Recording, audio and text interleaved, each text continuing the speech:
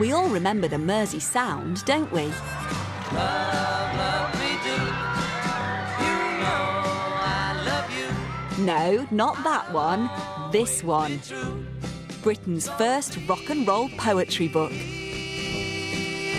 The one that Penguin Books published in May 1967, the same year as Sgt. Pepper. But instead of Paul, John, George and Ringo, there was Adrian, Roger and Brian. 2 teachers and a schoolboy who were making poetry cool. This is not what we came to see. The world of poetry has never been the same again.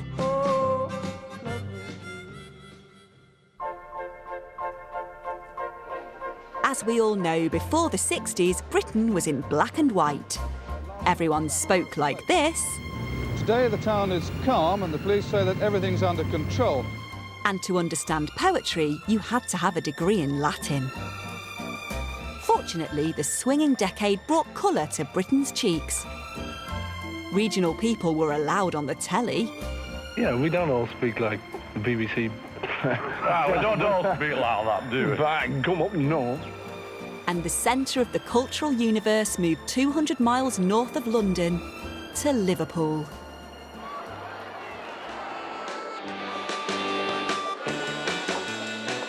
The city hit all the headlines, especially when the Beatles topped the US charts. And respectable London publishers Penguin Books came on the hunt for new poets to sign. They found 3 maverick poets who were packing out gigs on the Liverpool circuit, performing a new brand of Scouse beat poetry. Their poems read like song lyrics and told stories about everyday life in the city, getting drunk and having it off with strangers on one-night stands. Love is the presents in the Christmas shops. Love is when you're feeling top of the pops. Love is what happens when the music stops. Love is... All those damsels in distress, half undressed or even less, the bat pill makes them all say, yes, Batman. My bus conductor tells me he only has one kidney, and that makes Sue... Sorry about this, I can't help laughing. Can't help laughing in the face of medical disaster. Penguin took a punt and signed the trio. And in May 1967, the Mersey Sound anthology hit the stores. It was an overnight smash hit and has stayed in print for over 50 years. When the book came out, it was supposed to be like the first print was supposed to last for ages, but in fact it sold out. It struck a chord with our generation when our generation was young, open, and it was the right time. Those of us who did A-level English literature in the sixth form, you know, if we read Keats, we were sort of told that was the way to write. So if suddenly somebody writes about panties lying all forlorn or you top of the pops or chip shops, what? How can that be poetry? I just read it from cover to cover and suddenly I was transported into a completely different world. I'd no idea that poetry like this existed. And it was the missing link between the cautionary tales of Hilaire Belloc and the first Clash album. It was given to me by my school teacher, and it was almost magazine-y, if you know what I mean, and the poetry was instantly accessible. It felt cool. When you looked at it, wow, this is cool. It was the politics and the directness and the fact they were talking about, you know, sex and war and rock and roll. Reading the Mersey poets, it was about me and us in our place. I hadn't got in a truck and gone down Route 66, but I'd gone up the M6.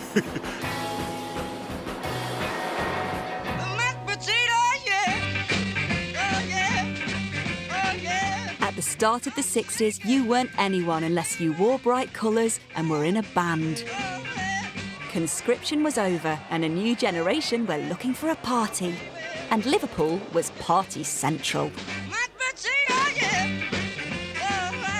And while music fans were screaming at bands in the cavern, Poetry was also moving to a different beat in a hip new part of town called Liverpool 8. This once run-down area was like Soho, Paris and New York, on the Mersey.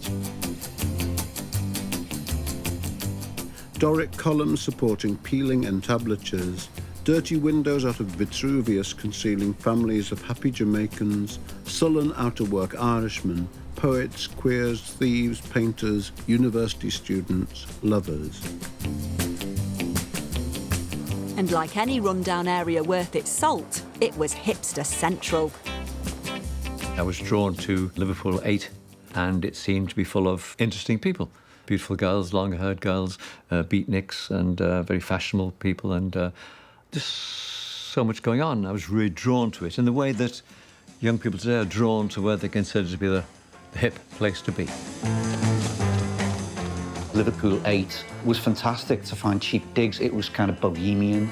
It was like Liverpool's left bank. You could just get the sense, looking back, of it being a real ferment. It was always a bit rough, bit edgy, bit dangerous sometimes on occasions, but also with that lovely kind of bohemian feel to it.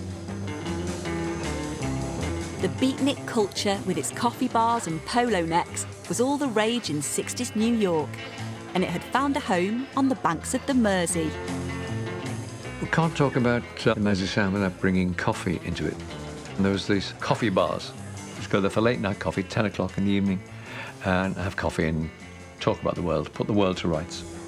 So I was aware of poetry readings in Liverpool, a place called Streets, and they used to have poetry and jazz evenings. I remember going to some of those, and then starting to read my poems. A lonely lady with perfumed hair is eating primly and with care, lest she should drop a bean onto a clean, suitable skirt and ruin the illusion of sophistication. Head beatnik on the Liverpool 8 scene was local art teacher, the late, great Adrian Henri. My name is Adrian Henri. I'm 34 years of age, white, of no fixed religion, born in Birkenhead, a town of shipyards and sooty terrace houses.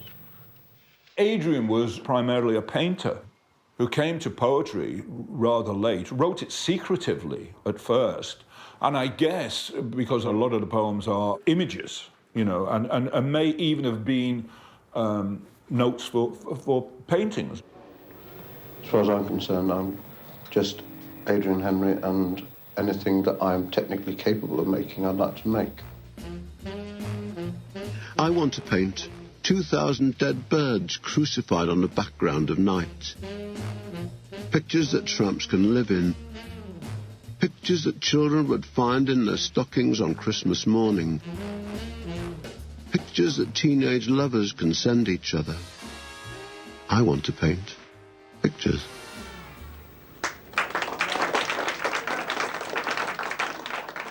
Hang on a minute. Poets are poets and painters are painters. How can you be a painter and a poet?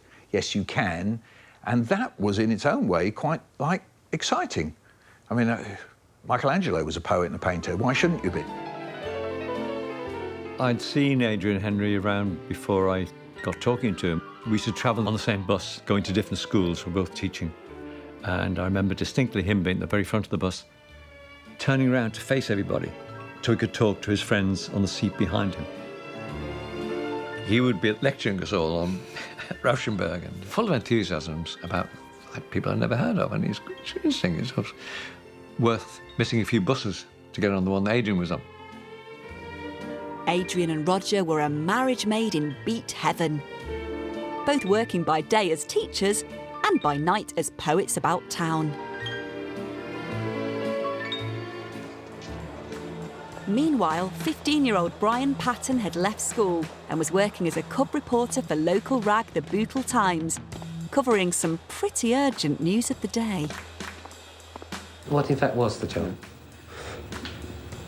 Listen to Vickers' garden parties which you attended, stoned out your mind and smiled at Vickers and that, you know, that kind of thing, you know. As a what?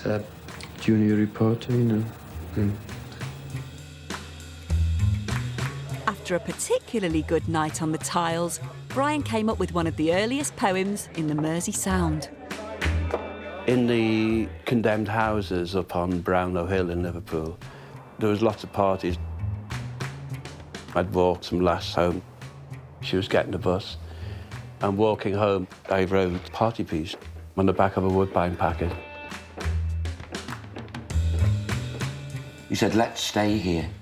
Now this place is emptied and make gentle pornography with one another, while the partygoers go out and dawn creeps in like a stranger. Let us not hesitate over what we know or over how cold this place has become, but let's unclip our minds and let tumble free the mad, mangled crocodiles of love. So they did, right there among the woodbines and the Guinness stains. And later, he caught a bus and she caught a train. And all there was between them then was rain. You know, I think everyone has lived that poem at some stage or other. In your early teens. You know, I don't know, maybe someone else would read it and say, oh, this is just a guy using his poetry to get his leg over. I don't know. It was about rain and loss and unrequited love, as well as anything, as well as the all-night parties, yeah. It was one of the first poems I wrote that I thought, gosh, where did that come from? Brian started scouring the newspaper ads for kindred spirits. In the Liverpool Echo, there was a little advert that said, meet Pete the Beat at Streets. It fascinated me, I didn't know what it meant. I went down into this basement and there were, you know, it's just a whole different world down there. You know, hide my school cap. I'd met a lass who introduced me to Roger and Adrian, and she said I didn't look like a poet, but they were proper poets. I think it was because they were that much older, really. I read when I had some of this journalists from the Brutal Times downstairs, I was expecting this hard-bitten, tough 40-year-old, when I found this hard-bitten, tough 16-year-old. Brian was a phenomenon. When he first came and started reciting poetry, he was 15. And it was extraordinary. I mean, we just were completely blown away by that. This is the projectionist's nightmare.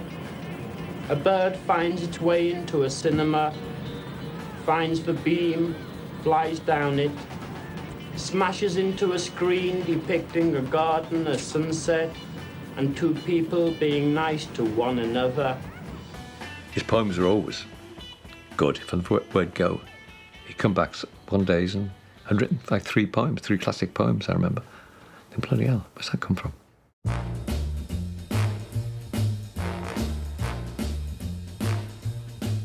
The Liverpool poets were riffing on a style of performance poetry laid down by the American beat poets. Stateside figures like Allen Ginsberg had revolutionised the public view of poetry. Beat mania hit UK shores with gusto, and every emerging poet wanted to be beat. There were poets of our age writing poems about being in New York, and the landscape of New York became part of their poems, jumping into a yellow cab on 52nd Street and meeting so-and-so and all this happening, and they'd never been to New York. The Liverpool poets did it their way. They created Scouse Beat. We took great pride in writing about Liverpool. So when we wrote poems about going down Lime Street and describing St George's Hall as a coal man's wedding cake, because it was all black full of dust, and all the Chinese restaurants on Lime Street had bouncers outside. And I remember people saying that's not poetry, because poetry can't be written about a place like Liverpool. Adrian was clear that the poet must have his own voice, read in his own voice, write in his own voice, and he was always a bit dismissive of British poets who were so enamoured with the American beats that they felt that they had to read in a mock American accent, that was the voice of the new poetry.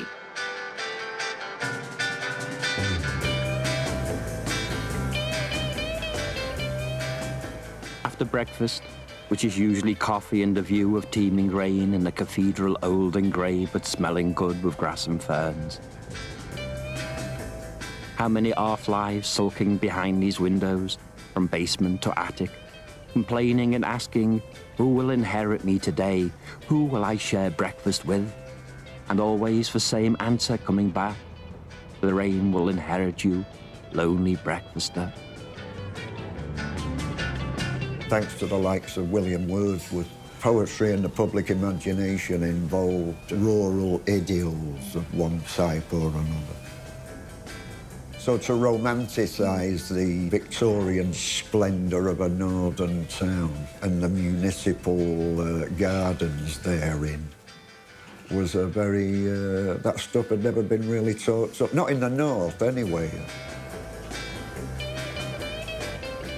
Any artist worth the name will find romance in the city. And things that other people might have thought unsightly were often the trigger of some sublime work. Sometimes I feel like a priest in a fish and chip queue, quietly thinking as the vinegar runs through, how nice it would be to buy supper for two. The sense of humour, the playing with words was a very Liverpool thing, and it captured the essence of the city in the way it used the language, you know. Running words together, trying to capture the way they sounded, trying to capture the rhythm of the way that people actually talked. Adrian Henri, Brian Patten and Roger McGough were the new wave, and they did do something to make it less of a middle-class sort of preserve. The three poets packed in the crowds at pop-up venues around town. Liverpool became a performed space. You could find poetry and art and music in so many of the kind of hollowed-out spaces of commerce. So the cavern was an old cellar that was used for storing goods. The Liverpool poets, they were far more interested in just meeting people who drink in places like this and hitting them with a poem. I think that is the only way to appreciate poetry. I'm absolutely dogmatic about this. It's a phonetic medium. If it doesn't sound any good, it's because it isn't any good. The element of performance was crucial from the beginning, because when they met, it was to perform poems. What was important was that there was a moment which followed very closely the moment of writing. There was a moment where that writing was being shared with an audience, which wasn't an audience that you would find in a university amphitheatre. They had a pint glass in their hand. Thank you, and the first of our Tuesday night people tonight is Roger McGough, poet extraordinary and veteran of 1,000 greetings. God bless all the policemen and fighters of crime. May thieves go to jail for a very long time. They've had a hard day helping clean up the town. Now they hang from the mantelpiece, both upside down. A glass of warm blood and then straight up the stairs, Batman and Robin are saying their prayers.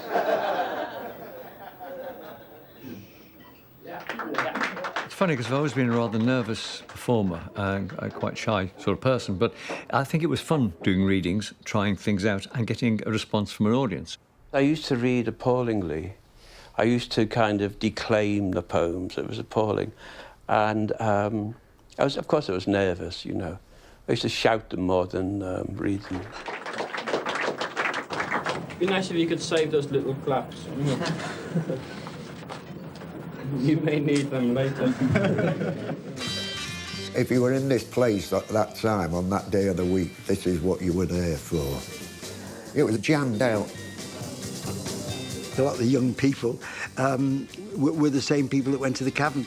And I remember George and Ringo turning up at one of the readings in Hope Hall. So things were kind of very connected and everybody knew everybody, you know. The light was already shining very brightly on Liverpool because of the Beatles. The poets grabbed it and ran with it and made a movement that young people felt belonged to them. You didn't feel as though you were at like a poetry recital. You felt like you were at a rock gig. There was a real sort of sensibility, a sort of pop sensibility about the whole thing. I had this sort of double life when I was a teacher, wearing my corduroy jacket. But I always carried this bag around with me, and then I'd have a poetry reading at night, so I'd go into I like to think I used to go into a telephone box and transform myself into a beat poet by putting on a black polo neck jumper and comb my hair forward and go off clutching my poems into the night like a sort of super poet. And of course, I used to go into Liverpool 8, do a reading, or go to the pub, or see my friends, go to club. Buses stopped at 11 o'clock at night, I suppose, in those days, so I'd have lots of friends with accommodating sofas. And if you're lucky, you copped off. Come Close and Sleep Now, an early love poem. And it's about a little love affair or a one-night stand, and it brings in sort of Catholic guilt that I've nourished all my life. It is afterwards, and you talk on tiptoe, happy to be part of the darkness, lips becoming limp, a prelude to tiredness. Come close and sleep now, for in the morning, when a policeman disguised as a son creeps into the room, and your mother, disguised as birds, calls from the trees, you will put on a dress of guilt and shoes with broken high ideals, and refusing coffee, run all the way home.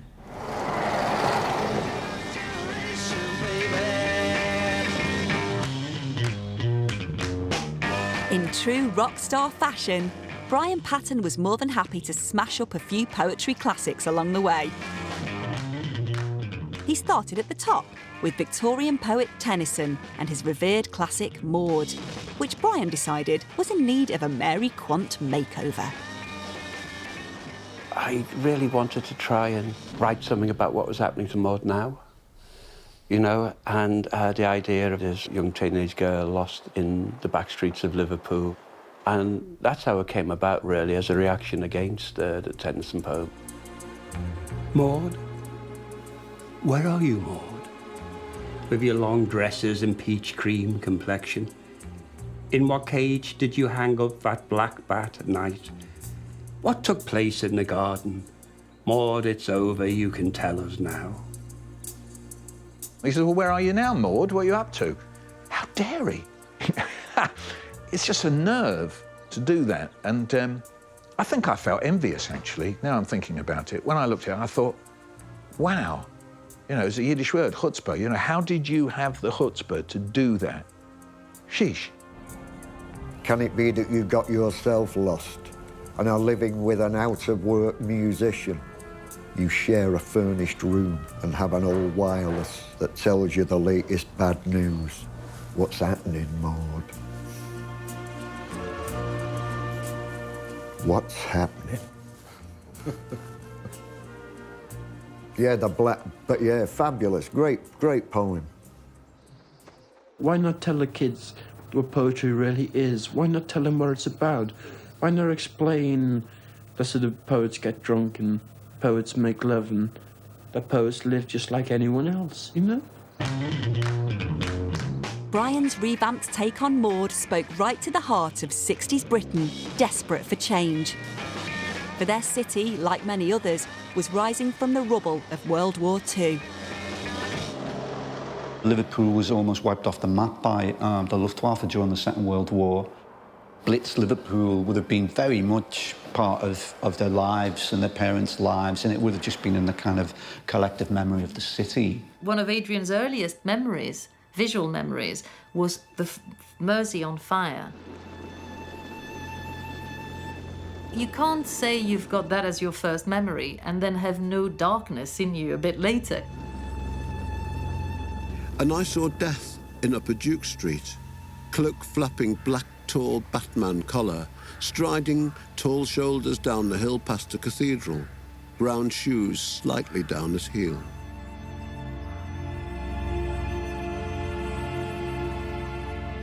My earliest memories were of bombs falling, and he used to have these barrage balloons over the tops of the houses, big silver. I thought them like silver elephants. And our red siren would go, and we'd get us out of bed, put on our dressing gowns. Used to go under the stairs, very small cupboard, where there's a cot, and we used to go in there. Dad would take us in there, and my sister and I would lie at the bottom. My mum would lie on top of us, and my dad would lie on top of us. And the sirens going, and bombs falling. Mother, the wardrobe was full of infantrymen. I asked them, but they snarled, saying it was a man's life. Mother, there is a Centurion tank in the parlour. I asked the officer. But he laughed, saying, Queen's regulations. Piano was out of tune anyway. I went for a policeman, but they were looting the town. I went for a fire engine, but they're all upside down. I went for a priest, but they're all on their knees. Mother, don't just lie there. Say something, please. Mother, don't just lie there. Say something, please.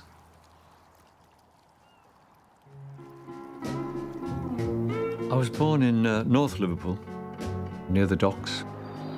My father worked on the docks all his life. I was brought up to think I was lucky. Lucky to be born in Liverpool.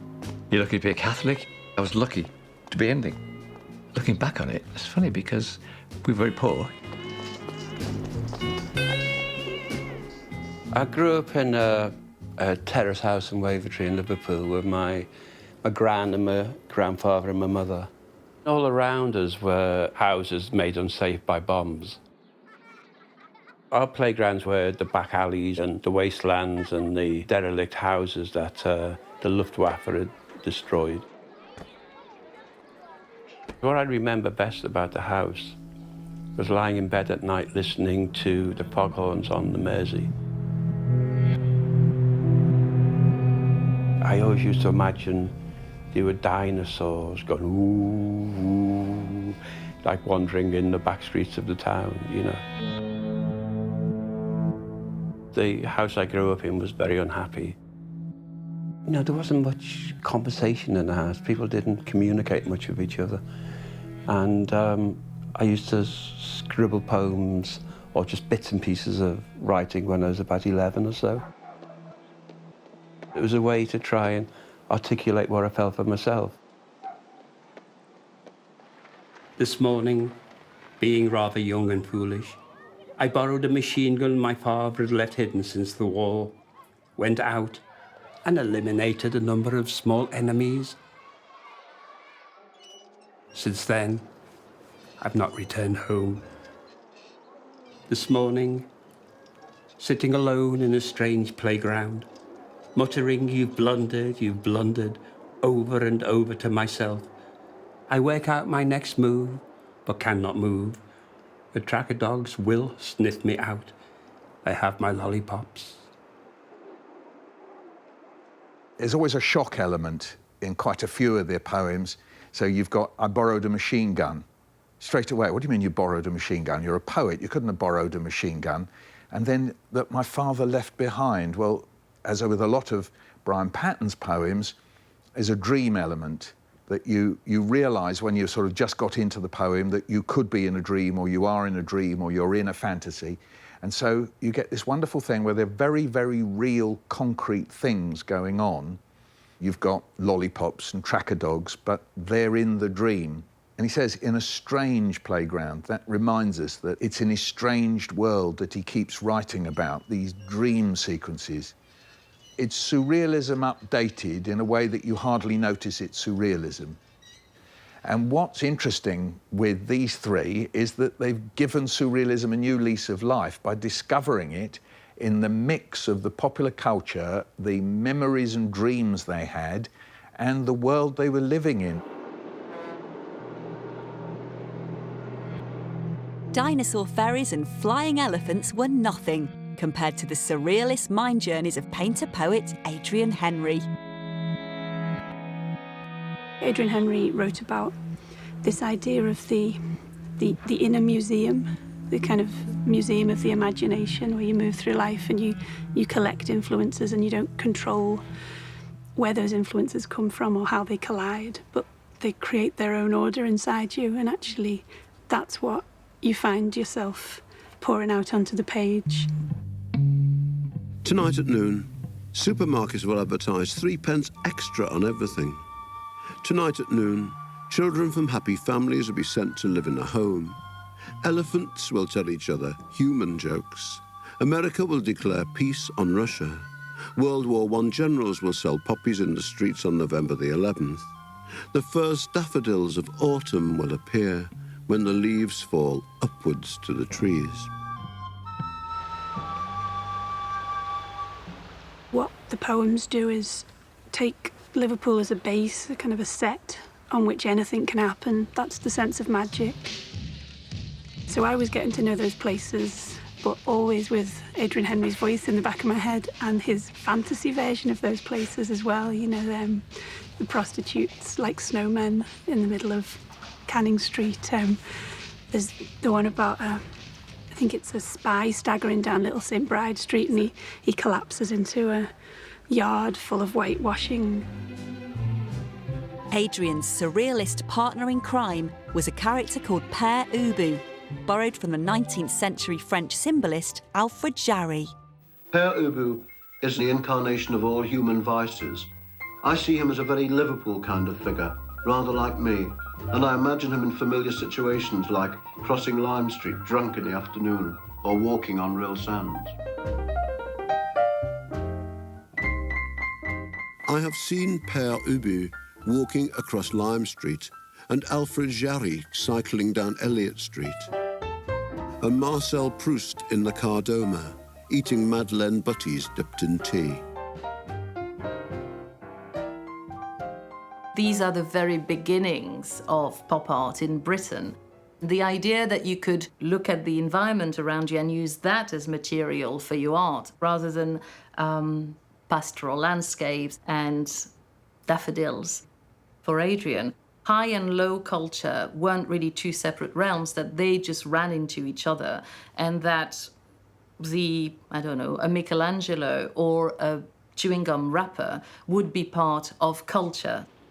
I don't really recognise a barrier between the arts particularly, and I'm very interested by anything that gets over the barrier between art forms.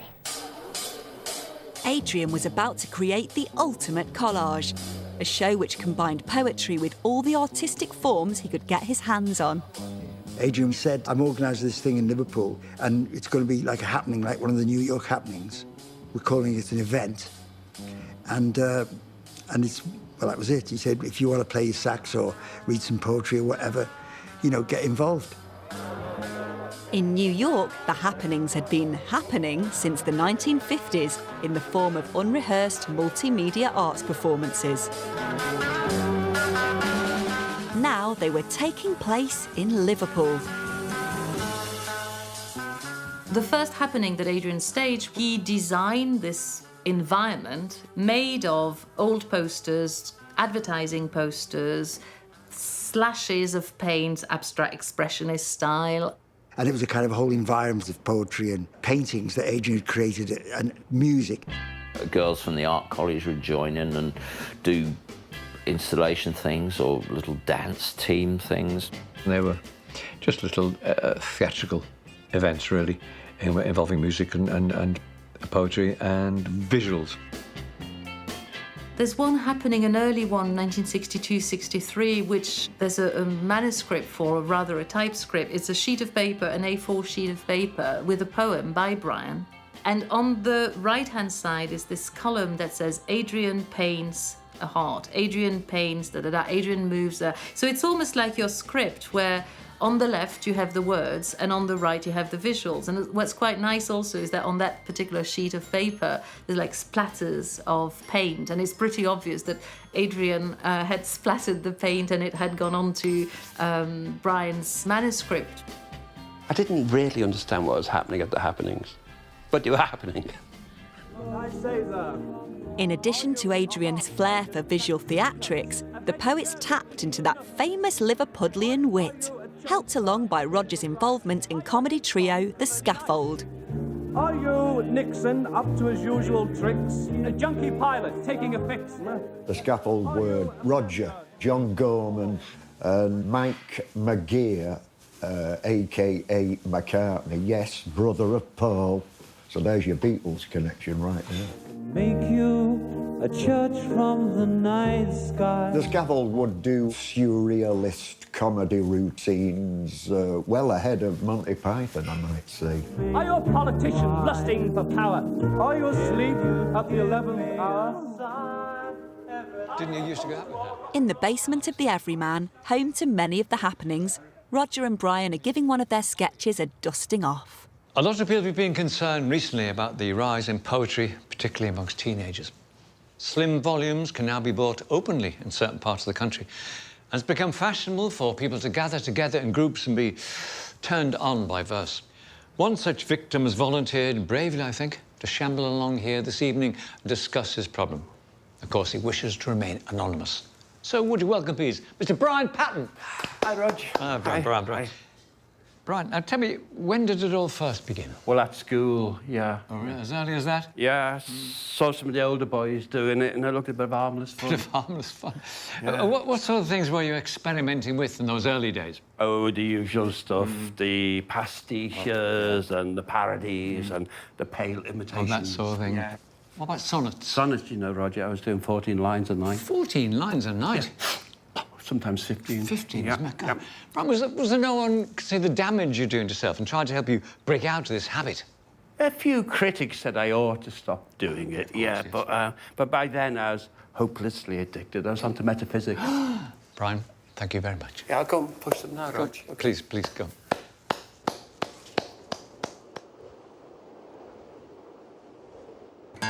In case sketches and painting weren't your thing, the poets added music to their arsenal.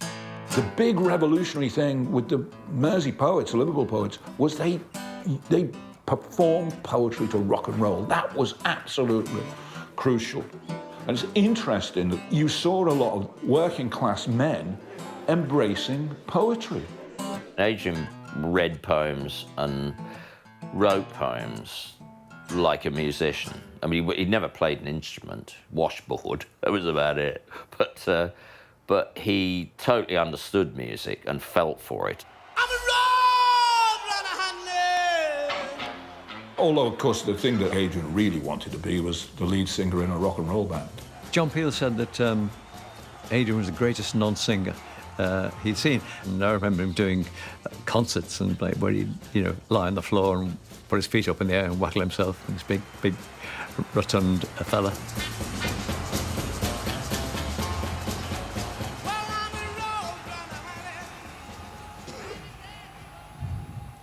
Evening.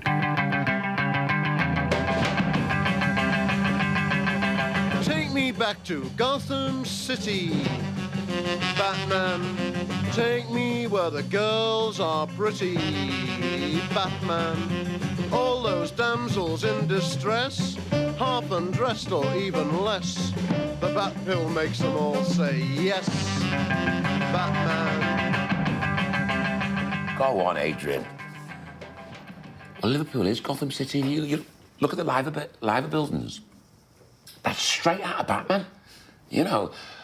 Honestly, I mean, the live buildings are so Batman, it's untrue. I mean, Liverpool always felt like Gotham City to me. And like that, and we did have our own superheroes at the time as well, a lot of villains as well. But we had our own superheroes, the Beatles were like, were heroes, and Roger and Brian, and they were like heroes to us all. This idea that the bat pill makes them all say yes sounds like a celebration of 60s culture, free love, etc., etc. But then in the next verse, he goes, help us out in Vietnam, Batman. Help us drop that bat napalm, Batman. So you sort of almost lull your audience into a sense of full security. This is the 60s. It's fun with the sex bit. And then you hit them with, do we really want Batman to drop the bat napalm? I mean, this is irony.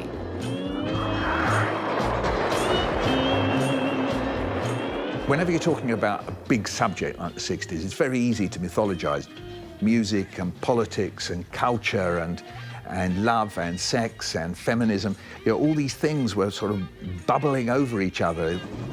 One key element that's very easy to overlook was the Vietnam War. 1 minute you could be singing the Beach Boys, And the next minute, you could be looking at the television and seeing that awful picture of the Vietnamese girl with no clothes running down the road with bombs going off all around her. And that could be side by side. You could be listening to the Beach Boys while you looked at that. Poetry could talk about this. They discovered, these guys, that you could clip a bit of a comic, you could clip a bit of Vietnam, you could clip a bit of being in bed with your girlfriend, and it's all in the same verse, never mind the same poem. I think they could write a poetry of rapid response. You know, they were kind of reacting to events unfolding. You know, it's answering back and it's spreading the news. I think there's a darkness in all three, and that darkness is by necessity present in their work because it is present in their world. I think it's a big mistake to just regard this book as the kind of scribblings of three carefree troubadours, a whimsical book. I mean, it contains whimsy, but it has edges and corners and shadows. There was the optimism with the anxiety. And, of course, the big anxiety was the bomb.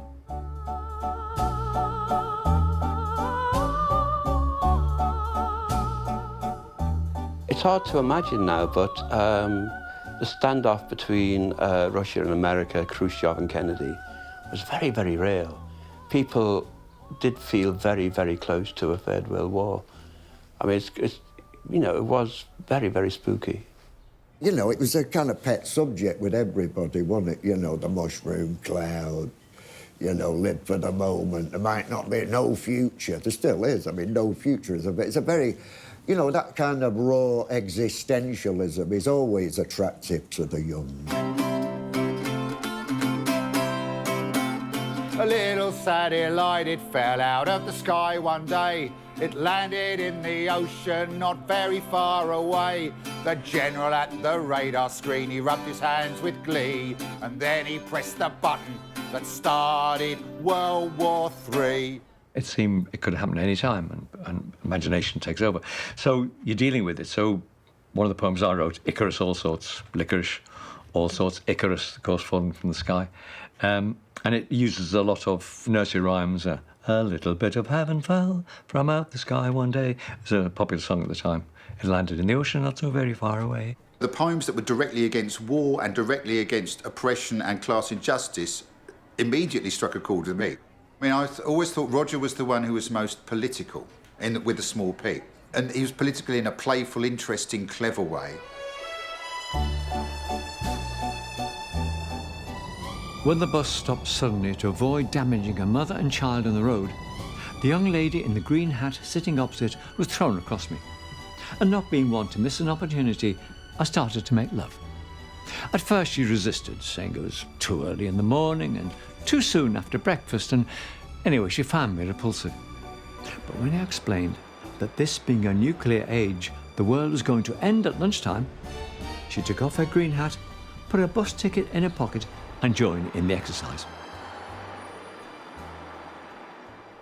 I saw a directness, a kind of social realism. I mean, you know, and a social surrealism, because you take what is going on and then you give it a humorous or weird twist to turn it into entertainment.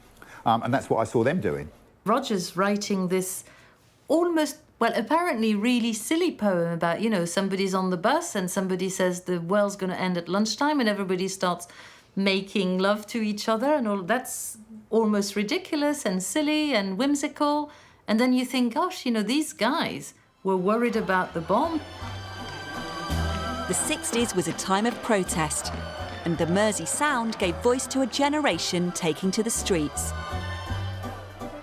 Most people don't care about poetry because most poetry doesn't care about people. The poetry of the Liverpool poets cared deeply about people. I certainly get a sense that they weren't writing for kind of the elites. They weren't writing to show how clever they were. They were writing poetry that the marginalised could connect with. What they do have is empathy with people, and that's honest. These were artists that were not divorced from the newspapers. It is something that gives their humour more texture. Brian Patten's ironic poem, White Smethwick, took on one of the most racist election campaigns in Britain's history. When I read Brian Patten's poem, White Smethwick, I'd never heard white people talk about black people in that way. There were race riots in Smethwick in Birmingham because the Conservative Party were playing a race card to try and win votes. The Tory party had people like Enoch Powell in it who were kind of respected and given a lot of room to say what they wanted to say and spread their racism. In this country, in 15 or 20 years' time, the black man will have the whip hand over the white man. There was a campaign during the election that says, if you want a nigger for your neighbour, vote Labour. It was a very frightening time, you know, to be growing up and, you know, your parents saying, well, you can't go to this part and you can't go to that part. You can go in that shop, but you can't go in that shop.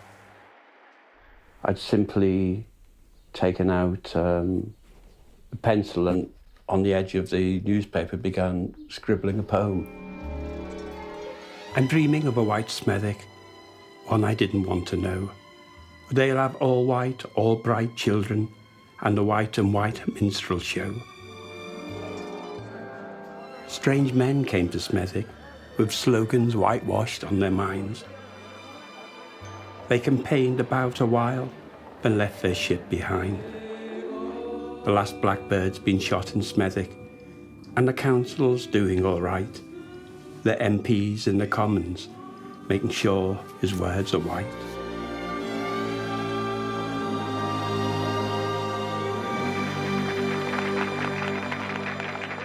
White Smethwick for me was an interesting and inspirational poem because, I mean, I'm from a Sussex port town which was completely white then and still is really now, but I was aware of the growing influx of people of colour from the Caribbean at that time especially.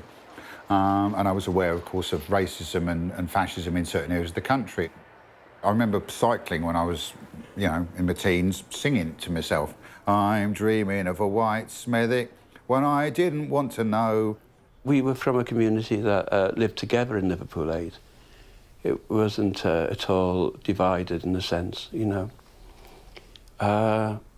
And it was quite a horrible thing for the Conservative government to be doing. I was writing poetry, you know, that was a kind of trying to oppose, you know, the white male kind of narrative. But suddenly it was three white men who I could identify with. They were very good at voicing their disquiet and their concern about our elected classes so early on. The politicians who are buying huge cars with hobnailed wheels the size of merry-go-rounds have a new plan. They're going to put cobbles in our eye sockets and pebbles in our navels and fill us up with asphalt and lay us side by side so that we can take a more active part in the road to destruction.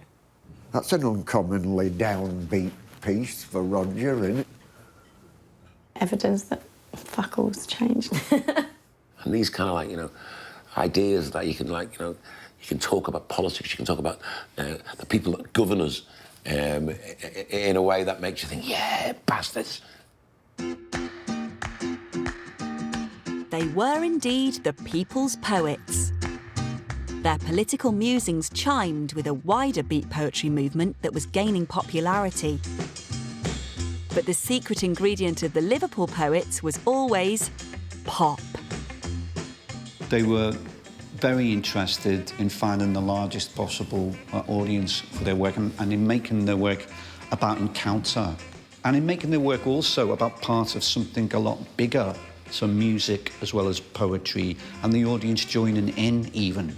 You know, this was kind of radical stuff, I think, in the 60s. So pop in every sense of the word, yeah. Their fame was growing, reaching the ears of the world's most celebrated beat poet, Allen Ginsberg. The dry-lipped diplomat, the hairy teacher, will come out of me again, shitting the meat out of my ears on my cancer deathbed. He decided to pay a visit and check out his Scouse counterparts. When Allen came up, he declared the place the centre of the consciousness of the human universe. But then wherever Alan was the centre of the consciousness of the human universe, you know? Creation, destruction, and ganja. Adrian actually found him with a pinion doing the washing up. Can you imagine Allen Ginsberg with a pinion doing the washing up? Anyway, there you go. So he ended up being taken out, going to readings, doing readings, giving readings, meeting poets, meeting musicians, and generally making quite a lot of friends. People seem to be quite taken with this American. Adrian took Alan to Everton, and Alan saw a graffiti that said Billy Blake is fab. And of course, Allen Ginsberg, being such a fan of William Blake, was very excited by this message. You know, Billy Blake was fab as far as he was concerned. And that moment triggered a poem which Adrian wrote called Mrs. Albion, You've Got a Lovely Daughter. Albion's most lovely daughter sat on the banks of the Mersey, dangling her landing stage in the water. The daughters of Albion, arriving by underground at Central Station, eating hot Eccles cakes at the pierhead, writing Billy Blake is fab on a wall in Matthew Street. Well, it's incredible, that Billy Blake thing, because when I first, I didn't realise for ages that it was an allusion to William Blake. Duh. Because it's such a great Liverpool scally lad name. Billy Blake, all right, mate. The daughters of Albion, taking the dawn ferry to tomorrow. Beautiful boys with bright red guitars in the spaces in between the stars. Reeling and a rocking, wishing and a hoping, kissing and a praying, loving and a laying. Mrs. Albion, you got a lovely daughter. Liverpool had indeed become the centre of the universe, and everyone wanted a piece of it. There'd be film crews, filming film crews, filming film crews, filming someone coming out of the cabin. I mean, it was a media feeding frenzy in Liverpool at that time. They all wanted to know what was the next best thing. Time then for publishing giants Penguin to head to Liverpool in search of a poetry boy band. This was publishing catching up with the energy, with the spoken word and written energy that was in Liverpool. Penguin in '66 wrote a letter to Adrian saying, you know, I've looked at Brian's and Roger's work, and looking at yours now, I'm convinced that we have a Liverpool volume. We were contacted by Penguin. A chap called Tony Richardson got in touch. To receive a letter inviting us to be part of the Penguin Modern Poets series was really very exciting. Just pure fluke that the spotlight fell on those Liverpool poets, I think. It's quite humbling, and it's lovely to have been able to do something like that. The publishers had their band, now for the album cover. In a radical departure from their usual black and white covers, they came up with a bold new design to appeal to a pop audience. This was probably one of the first Penguin Modern Poets to have such a strong image rather than just the names of the poets. And when you look at the graphics, it's black, red, very striking. You've got on the right-hand side, you've got faces of people screaming, so there's this kind of Beatlemania association. Apart from anything else, before we even opened the book, it reeked of modernity, and I really mean up-to-the-minute modernity. So that in itself was a sort of grabber, if you like. But not everyone was happy. The critics, unfortunately, were also poets, and of course, they found it difficult to have any generosity of spirit. What they were writing was poetry, and what we were writing wasn't. I mean, people referred to laughingly as the three-headed pantomime horse from Liverpool, and things like that. And it's not worth the ink that's written with. And may a flash in the pan, the Times 1967. There is a general air of being pleased with silly puns, and in subdued moments, the diction of Tin Pan Alley is as suddenly obvious as a smell. Times Literary Supplements. The fact that Liverpool people believe that their bad poetry is different from other bad poetry does not make it so. The Observer. They were criticising working people for believing that they could actually tell what poetry was or that they could enjoy it. It was of the young, what they were doing, you know. It was not about a crusty, self-promoting, self-protective, literary establishment. There was none of that. To this day, poetry has, unfortunately, still a pretty appalling reputation for elitism and being basically up its own arse. The poetry establishment, or the harbingers of taste, almost along the lines of, if it's popular and you're talking about what's happening now, it isn't really poetry. Proving that critics are generally wrong, the book became an instant smash hit. To date, it has sold over 500,000 copies and remains every bit the chart topper Penguin hoped for. If the Mersey Sound was an album, Let Me Die a Young Man's Death would be the hit single off it. Let me die a young man's death. Not a clean and in between the sheets holy water death. Not a famous last words, peaceful out of breath death. When I'm 73 and in constant good humour. May I be mowed down at dawn by a bright red sports car on my way home from an all-night party. Or when I'm 104 and banned from the cavern. May my mistress, catching me in bed with her daughter and fearing for her son, cut me up into little pieces and throw away every piece but one. Let me die a young man's death, not a free from sin, tiptoe in, candle wax and waning death, not a curtains drawn by angels born. What a nice way to go, death. It's funny, isn't it, how quickly we become the past. What would the younger McGough think of me? Perhaps pleased that you carried on doing what you started off doing then. It's strange how a young man wrote those poems. I can sense that man. I think it's what he's trying to do, and I sort of quite like him.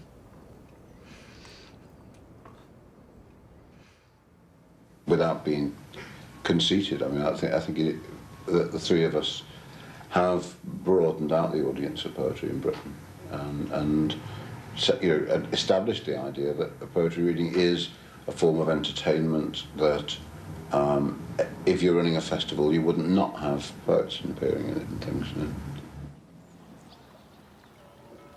When I was a schoolboy, I bent down to tie my shoelace, and then when I looked up, over 50 years had passed. I mean, living here now, looking at this fantastic landscape I'm living in, I'm still a child in Sefton Park. All the poems of mine in the Mersey Sound are poems I wrote in, when I was in my teens. And of course, there are things in them that now I would go back and change.